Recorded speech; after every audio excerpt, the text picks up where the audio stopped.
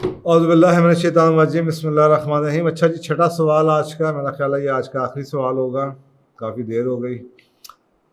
सुना है जी बहुत मुश्किल होती है होम स्कूलिंग, तो इसमें कामयाबी के लिए सबसे बड़ी शर्त क्या है? इसमें कामयाबी के लिए क्या बहुत ही शर्तें हैं, लेकिन मेरा ख्याल है कि ये सारा जो फोकस है ना, जो इसका समझ लें कि नटशेल के अंदर होम स्कूलिंग की कामयाबी कि सबसे जो मेक और ब्रेक है ना, वो है माँ बाप की कमिटमेंट और माँ बाप का सब्र। ये आसान काम नहीं होता और ये कोई लेने को तैयार नहीं, लेकिन इससे बढ़ के दुनिया की कोई रिवॉर्डिंग काम नहीं हो सकता। इससे बढ़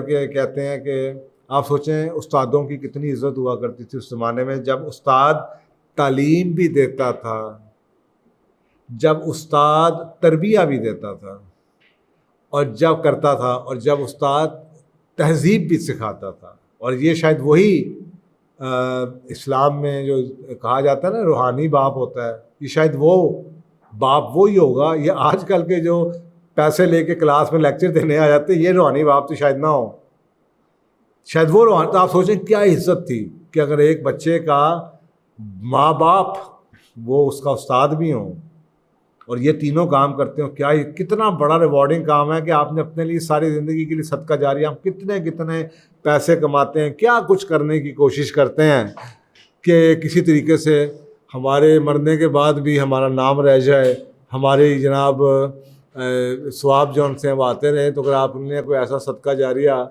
इससे बढ़ के क्या हो सकता है कि आपने ऐसी औलाद छोड़ दी हो जो, और ये सिलसिला कभी ख़त्म ना हो रहा हो, वो उससे बेहतर औलाद, उससे अगली औलाद।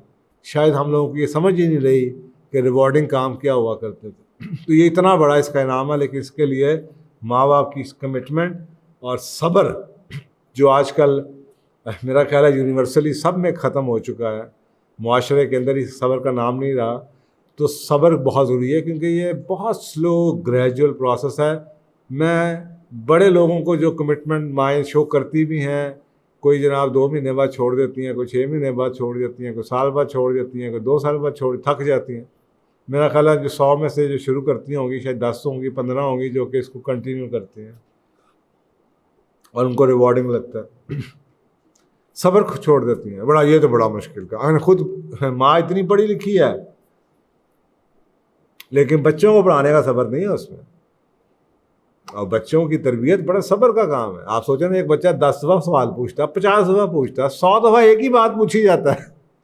तो अगर टीचर से पूछेगा तो टीचर तो दूसरी बात पे उसको जनाब डांट के बिठा देगी, सारी ज़िंदगी की ख़त्म है। आप उसको पता है, माँ अगर उसको ये पता है कि बच्चे की तरबियत कैसे करें, उसमें सब्र, तो आप उसे सब्र कैसे सिखा सकते हैं अगर आप उसको खुद सब्र शो ही नहीं कर रहे?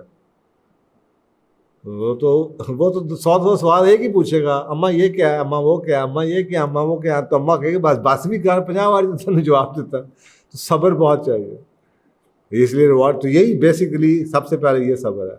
अच्छा, इसके बाद जो एक अगर आप देखें कि पेरेंट्स जो उनसे मोस्ट इम्पॉर्टेंट चीज़ जो कर सकते हैं, इसी चीज़ को अगर आप आगे बढ़ाएंगे जी, कौन सी एक चीज़ है, और ये चीज़ माँ बाप और बच्चे के इर्द गिर्द घूमती है। देखें, अगर आपको अब ये बुरा मत मनाएं वो माएँ जो कि अपने बच्चों को स्कूल भेजती हैं। मैं उनको कुछ नहीं कह रहा, लेकिन एटलीस्ट जो दूसरी माएँ हैं, मैं उनको एक टेस्ट ज़रूर दे रहा हूँ कि देखें, अगर आपको वाकई ही अपने बच्चे से मोहब्बत है, जितना कि हम क्लेम करते हैं, अगर हमें वाकई ही अपने बच्चे की कंपनी को हम एंजॉय करते हैं, अगर वाकई ही अपनी बच्चे की फिजिकल प्रेजेंस को हम एंजॉय करते हैं, हम वाकई ही उनकी एनर्जी को अप्रिशिएट करते हैं, क्योंकि हम तो बूढ़े हो रहे हैं, थक रहे हैं, हमारी एनर्जी तो ख़त्म हो रही है, और हमें उनको देख देख के अपना बचपना याद आता है। उनके साथ हम भी जनाब 2 फुटबॉल को या बॉल को मार देते हैं, या कुछ 4 चीज़ें कर लेते हैं और 2 भाग जाते हैं। बच्चों के लिए तो माँ बाप रोल मॉडल होते हैं। या इस उम्र में जनाब माँ कुछ सीख लेती है, या बाप घोड़े पे बैठ जाता है, जनाब मोटरसाइकिल सीख लेता है। अगर हमें उनकी फुलिशनेस के अंदर भी प्यार नज़र आए ना, हम देखने शुरू करें, जिसको भाई आप मैच्योर हैं तो आप फुलिश कह रहे हैं ना, वो बच्चे के लिए वो पता ना कितना बड़ा अहम सवाल है। तो अगर आप में सब्र के साथ, कमिटमेंट के साथ मोहब्बत है बच्चे की, कंपनी एंजॉय करते हैं, फिजिकल प्रेजेंस एंजॉय करते हैं, उनको हक करना, चूमना, देखना, अपनी आंखों के सामने ग्रो होते हुए ट्रीट्स लेते हैं, उनकी एनर्जी को आप देखते हैं, वो आपको बूढ़ा नहीं होने दे रहे, आप उनके साथ भाग रहे हैं, खेल रहे हैं, टाइम लगा रहे हैं, आप उनकी फजूल हरकतों को या फुलिश हरकतों को भी इंजॉय करते हैं, उनके stupid so called stupid questions को भी इंजॉय करते हैं, और आपकी उनकी स्टूपिड हरकतों को भी आप इंजॉय करते हैं। आपको अपना बचपना याद आता है, आपका टाइम तो गुजर गया, और आप उनसे सवाल जवाब, उनके सवालों के जवाब देना आपको पसंद है, और आप उनसे बातें करना आपको अच्छा लगता है, और आप उनके जनाब सवालों के जवाब में देते देते खुद भी रिसर्च करते हैं और सीखते हैं। तो मेरा ख्याल है ये अगर आप करते हैं, एंजॉय करते हैं, मोहब्बत करते हैं, प्यार करते हैं, तो कोई भी बाशाऊर माँ या बाप अपने बच्चे को स्कूल नहीं भेजेगी। क्योंकि अगर आप मोहब्बत करते हैं और आप उनकी कंपनी को एंजॉय करते हैं और आप उनकी फुलिशनेस को देखना चाहते हैं, आप उनके सवालों के जवाब, आप उनसे बातें करना पसंद, आप जिससे मोहब्बत करते हैं आप उससे बातें करना पसंद तो करते हैं, टाइम गुजारना भी पसंद करते हैं, आप उनकी कंपनी को भी इंजॉय करते हैं। तो अगर आपको मोहब्बत है तो आप कैसे अफोर्ड कर सकते हैं कि 2 साल के बच्चे को रोता हुआ आप स्कूल में छोड़ाएं? मुझे आप सर इस बात को, बेसिक सी बात है यार, मोहब्बत किसे आप कहते हैं? आप, मुझे तो अपने बच्चे से बहुत मोहब्बत है, और आप उठा के स्कूल में फेंक आए। मैं अभी भी ये लॉकडाउन के दिनों के अंदर ऐसे ऐसे पेरेंट्स को जानता हूँ जो कानों को हाथ लगाते हैं और ये कहते हैं कि खुदा के वास्ते हमारे बच्चों को ले जाएं, कुछ कर दें।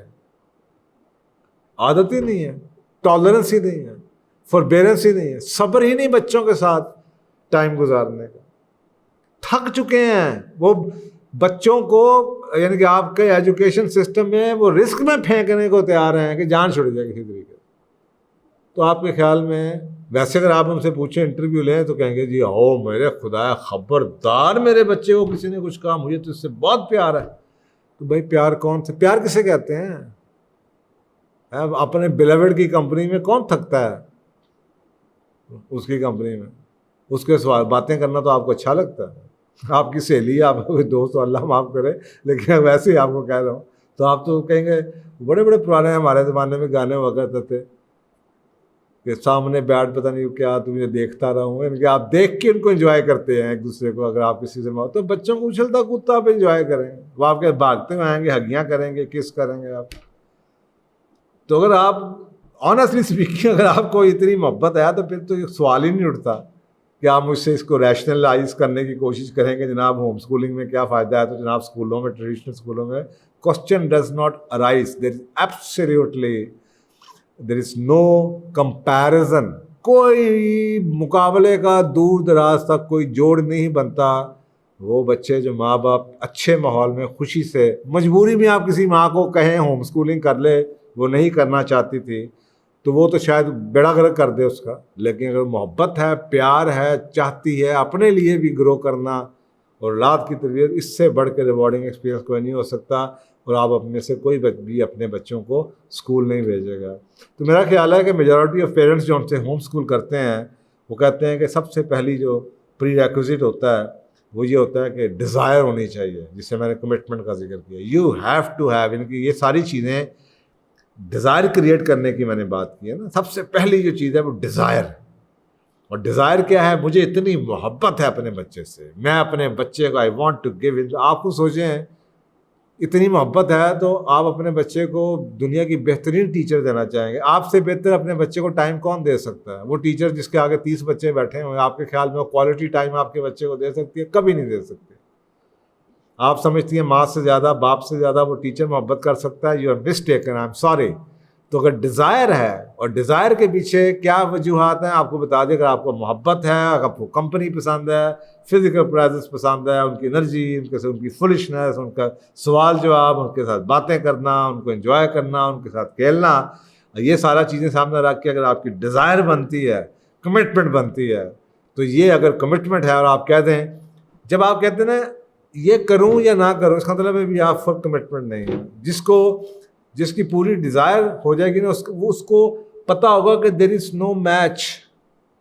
वो मैं अक्सर का माओ से कहता हूँ कि अगर आप बच्चों को मोहब्बत के साथ, प्यार के साथ, सब्र के साथ स्कूल में जो वो पढ़ रहे हैं, जो 10% भी अगर आप सिखा दें घर में उस तमाम चीज़ों के साथ जो कि स्कूल में नहीं पढ़ाई जाती, तो फिर भी आपके पास घाटे का सौदा नहीं है। आप फिर भी बेहतर करेंगी क्योंकि उस माहौल की वजह से। और जो बाकी वो चीज़ें सीखेगा जो स्कूल में रह के कभी नहीं सीख सकता। तो अगर ये डिज़ायर पैदा हो जाए तो फिर आप ये सवाल नहीं पूछेंगे कि क्या मैं भेजूं या ना भेजूं। अगर डिज़ायर है तो आप कहेंगे स्कूल तो मैंने नहीं भेजना, अब मैं देखता हूं कि मुझे सिखाने के लिए अपने आप अंदर क्या कुछ सीखना पड़ेगा, या मैं क्या चीज़ सीख सकता हूं, क्या मैं जनाब किसी टीचर को घर बुला के इसको पढ़ा लूँगा। फिर आपका सवाल ये होगा, फिर आप ये नहीं पूछेंगे क्या मैं भेजूं या ना भेजूं। ये फ़र्क। तो I think this is it.